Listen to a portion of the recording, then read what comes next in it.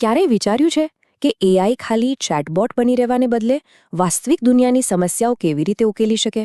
આજે આપણે બસ એ જ વાત કરવાના છીએ એનવીડિયાના નેમોટ્રોન 3 વિશે. અને સમજી લેજો, આ કોઈ સામાન્ય એઆઈ મોડેલ નથી. આ તો એજન્ટિક એઆઈના ભવિષ્યનો પાયો છે. તો ચાલો આ ક્રાંતિકારી ટેકનોલોજીની અંદર ઊંડા ઉતરીએ અને સમજીએ કે આ બધું શું છે. જો હવે એ દિવસો ગયા જ્યારે આપણને ખાલી સામાન્ય પ્રશ્નોના જવાબ આપતા ચેટબોટ્સથી સંતોષ થઈ જતો. હવે તો જરૂર છે એવા એઆઈ એજન્ટ્સની જે ખરેખર જટિલ અને ખાસ કામ કરી શકે, એવા એજન્ટ્સ જે આપણી આસપાસની સમસ્યાઓ ઉકેલવામાં મદદ કરે. પણ આમાં એક મોટી સમસ્યા છે. વાત એમ છે કે જેમ જેમ આપણે એઆઈ પાસેથી વધુને વધુ અપેક્ષાઓ રાખીએ છીએ, તેમ તેમ એને ચલાવવા માટે જે કમ્પ્યુટર પાવર જોઈએ છે એ આસમાને પહોંચી રહ્યો છે. આ એક જાણે કમ્પ્યુટેશનલ દિવાલ જેવું છે, જેનાથી અત્યારના એઆઈ મોડલ્સ આગળ વધી જ નથી શકતા. તો આ જે પડકાર છે એને ટેકનિકલ ભાષામાં એઆઈ કમ્પ્યુટ વોલ કહેવાય છે. અને આ દિવાલના મૂળમાં છે એક સમસ્યા, જેનું નામ છે ક્વોડ્રેટિક બોટલનેક.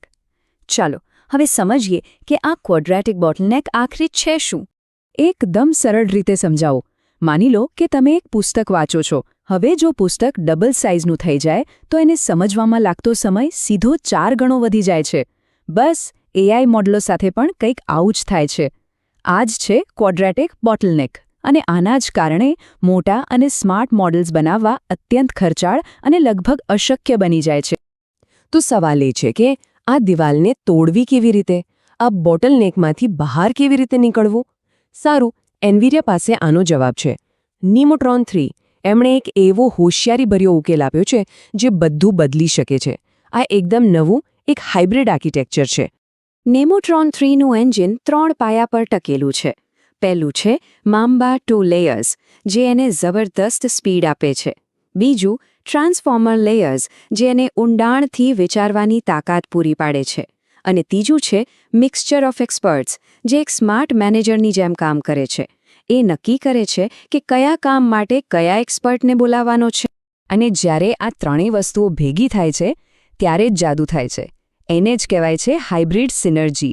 એટલે કે તમને મામ્બાટુની સ્પીડ પણ મળે છે અને ટ્રાન્સફોર્મરની ચોકસાઈ પણ મળે છે. સ્પીડ અને સ્માર્ટનેસ બંને એકસાથે. આ ખરેખર બેસ્ટ ઓફ બોથ વર્લ્ડ્સ જેવી વાત છે. પણ વાત અહીં જ પૂરી નથી થતી. એનવીડિયા આનાથી પણ એક કદમ આગળ ગયું છે. એમણે આ આર્કિટેક્ચરમાં અમુક એવી સુપર પાવર્સ ઉમેરી છે જે આ મોડેલને સાવ અલગ જ લેવલ પર લઈ જાય છે. સામાન્ય રીતે એઆઈ મોડેલ્સ કેવી રીતે વિચારે છે? એક સમયે એક શબ્દ. બસ આગળનો શબ્દ કયો હશે? પણ નેમોટ્રોન 3 આમ નથી કરતું. એ એક સાથે આખાને આખા ટેક્સ્ટના બ્લોક્સની આગાહી કરે છે. આને કહેવાય મલ્ટી ટોકન પ્રિડિક્શન.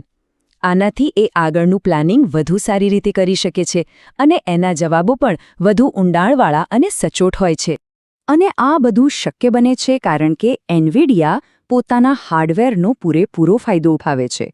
એના જે સુપર અને અલ્ટ્રા મોડલ્સ છે એને એક ખાસ 4-bit ફોર્મેટમાં ટ્રેન કરવામાં આવ્યા છે, જેનું નામ છે NVFP4. આ ખાસ કરીને એનવીડિયાના નવા બ્લેકવેલ આર્કિટેક્ચર માટે જ બન્યું છે. અને આનો ફાયદો? ચોકસાઈ ગુમાવ્યા વગર મેમરીની જરૂરિયાત એકદમ ઓછી થઈ જાય છે. તો નેમોટ્રોન 3 એ કોઈ એક મોડેલ નથી, આ તો આખો પરિવાર છે. સૌથી પહેલાં છે નેનો, જે રોજિંદા કામ માટે એકદમ ઝડપી અને કાર્યક્ષમ છે. પછી આવે છે સુપર, જે મલ્ટી એજન્ટ કામ માટે એટલે કે ટીમમાં કામ કરવા માટે બેસ્ટ છે. અને છેલ્લે છે અલ્ટ્રા. આ તો એક રાક્ષસી રીઝનિંગ એન્જિન છે જે ખૂબ જ ઊંડા અને જટિલ સંશોધન માટે બનાવવામાં આવ્યું છે. અને આ નવા આર્કિટેક્ચરનો ફાયદો શું થયો? આંકડાઓ જાતે જ બોલે છે. નેમોટ્રોન 3 નેનો એના જૂના વર્ઝન કરતાં સીધું 4 ગણું, જી હા 4 ગણું વધારે ટોકન થ્રુપુટ આપે છે. આ કોઈ નાનો સૂનો સુધારો નથી, આ તો કાર્યક્ષમતામાં એક મોટી છલાંગ છે. સારું, તો આપણે એ તો જોયું કે આ મોડેલ કેટલું પાવરફુલ છે, પણ સવાલ એ છે કે આવા મોડેલને બનાવવામાં કેવી રીતે આવે છે? અને એનાથી પણ અગત્યનું, ડેવલપર્સ એને વાસ્તવિક દુનિયામાં કંટ્રોલ કેવી રીતે કરી શકે છે? ચાલો હવે આ તાલીમ અને નિયંત્રણની વાત કરીએ. અહીંયા જ સૌથી મજાની વાત છે. નેમોટ્રોન 3ને ખાલી ડેટા ખવડાવીને ટ્રેન નથી કરવામાં આવતું. ના, એને તો નીમો જીમ નામના એક વર્ચ્યુઅલ જીમમાં પ્રેક્ટિસ કરાવવામાં આવે છે, બરાબર એક એથ્લીટની જેમ. અહીં એ કોડિંગ, ગણિત, શેડ્યુલિંગ જેવા કામો વારંવાર કરે છે, ભૂલો કરે છે અને એમાંથી શીખીને વધુ સારું બને છે. હવે કોઈ પણ ડેવલપર માટે એક હંમેશાની મૂંઝવણ હોય છે. શું ઝડપ વધારે જરૂરી છે કે ચોકસાઈ? એટલે કે જવાબ ફટાફટ જોઈએ કે પછી થોડીવાર લાગે પણ એકદમ પરફેક્ટ જવાબ જોઈએ? આ બંને વચ્ચે બેલેન્સ કરવું બહુ મુશ્કેલ હોય છે. અને આનો જ ઉકેલ છે ધ થિંકિંગ બજેટ. આ એક જબરદસ્ત ફીચર છે. આનાથી ડેવલપર્સ નક્કી કરી શકે છે કે મોડેલ કોઈ જવાબ આપતા પહેલાં કેટલું વિચારશે. એ જાણે કે એક ડાયજી જેવું છે, જેને તમે ફેરવીને નક્કી કરી શકો કે કેટલો વિચારવાનો સમય આપવો છે. આનાથી ખર્ચ અને જવાબ મળવાનો સમય બંને પર સંપૂર્ણ કંટ્રોલ રહે છે. ચાલો હવે થોડું ઝૂમ આઉટ કરીને આખી વાતને સમજીએ. એક સવાલ મનમાં જરૂર થાય કે એનવીડિયા આટલા પાવરફુલ મોડેલ્સને ઓપન સોર્સ કેમ બનાવી રહ્યું છે, મફતમાં કેમ આપી રહ્યું છે? આની પાછળ એમની એક બહુ મોટી સ્ટ્રેટેજી છે. એનવીડિયા એક ઓપન ઇકોસિસ્ટમ બનાવી રહ્યું છે. મતલબ કે એ મોડેલ, એને ટ્રેન કરવાની રીતો અને બધા ટૂલ્સ બધું જ ડેવલપર્સ માટે ઓપન કરી રહ્યું છે. આનો સીધો હેતુ એ છે કે દુનિયાભરમાં લોકો નવી વસ્તુઓ બનાવે. પણ હા, એક વાત તો છે જ કે આ બધી વસ્તુઓ સૌથી સારું પરફોર્મન્સ તો એનવીડિયાના પોતાના હાર્ડવેર અને સોફ્ટવેર પર જ આપશે. અને આ વાતને સપોર્ટ કરવા માટે એનવીડિયા એક નાનું સોનું નહીં પણ પૂરા 3 ટ્રિલિયન ટોકન્સનો, 3 ટ્રિલિયન એટલો મોટો ડેટા સેટ પણ ઓપન કરી રહ્યું છે. આટલા મોટા ડેટાથી ડેવલપર્સ પોતાના ખાસ એઆઈ એજન્ટ્સ ખૂબ જ સરળતાથી બનાવી શકશે. તો આખી વાતનો સાર શું છે? એકદમ સીધી વાત છે. આ ઓપન સોફ્ટવેરની સ્ટ્રેટેજીનો અંતિમ ગોલ છે એનવીડિયાના હાર્ડવેરનું વેચાણ વધારવું.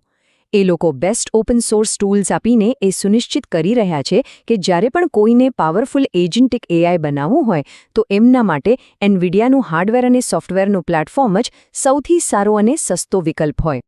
અને આ આપણને એક ખૂબ જ મોટા સવાલ પર લાવીને ઊભું રાખે છે. શું એનવીડિયાની આ સ્ટ્રેટેજી કામ કરશે? શું એઆઈનું ભવિષ્ય આવું જ હશે? એક ઓપન ઇકોસિસ્ટમ જે કોઈ એક ખાસ હાર્ડવેર પર ચાલવા માટે જ બની હોય? આના જવાબ તો સમય જ આપશે. પણ એક વાત બાકી છે. નેમોટ્રોન 3 એ આ દિશામાં લેવાયેલું એક બહુ મોટું અને રસપ્રદ પગલું છે.